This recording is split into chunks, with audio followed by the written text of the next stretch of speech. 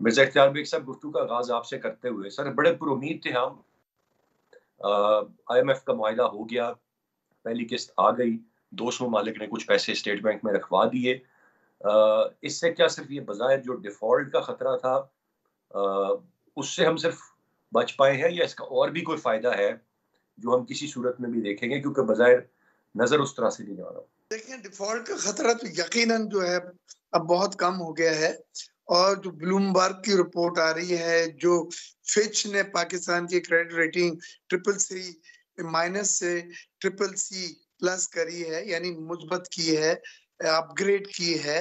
और जितने भी स्टेटमेंट्स डोनर्स एजेंसीज़ दूसरों के भी आए हैं, उसने खैर मकदम किया है। पाकिस्तान की मईशत के लिए आईएमएफ के एग्रीमेंट को नागरीज़ करार दिया है और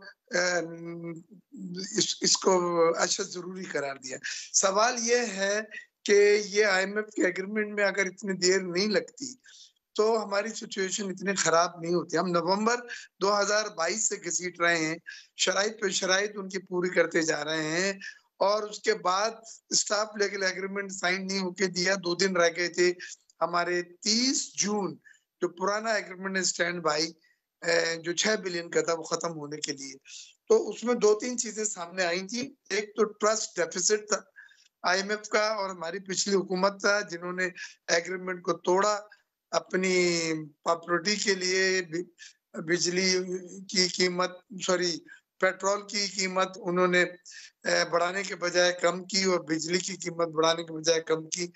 तो एक ट्रस्ट डेफिसिट था, यानी एतमाद का फुकदान था और उसके बाद उसमें हमने ये देखा कि आईएमएफ किसी तरह से तैयार नहीं था जब तक वो उन फंड्स को अकाउंट में ना देख ले। एक्सटर्नल फाइनेंसिंग का बड़ा मसला था कि एक्सटर्नल फाइनेंसिंग यानी कर्जों की अदायगियों में जो हमने पेमेंटें करनी थी, उसमें एक तो फर्क आ गया था कि आईएमएफ के हिसाब से $6 बिलियन है, पाकिस्तान 5 बिलियन कह रहे थे।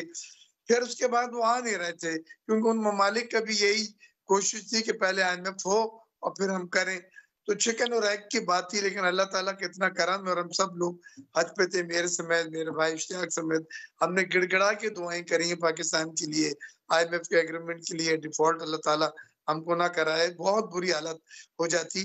तो आपने ये देखा है कि सऊदी अरब ने $2 अरब ट्रांसफर करे एग्रीमेंट से पहले, यूएई ने $1 अरब करे और आईएमएफ की पहली किस्त जो है 1.2 बिलियन की। तो इस लिहाज से 4.2 बिलियन इजाफी फंड जो है वो हमारे स्टेट बैंक के अकाउंट में, हुकूमत के अकाउंट में आ गए।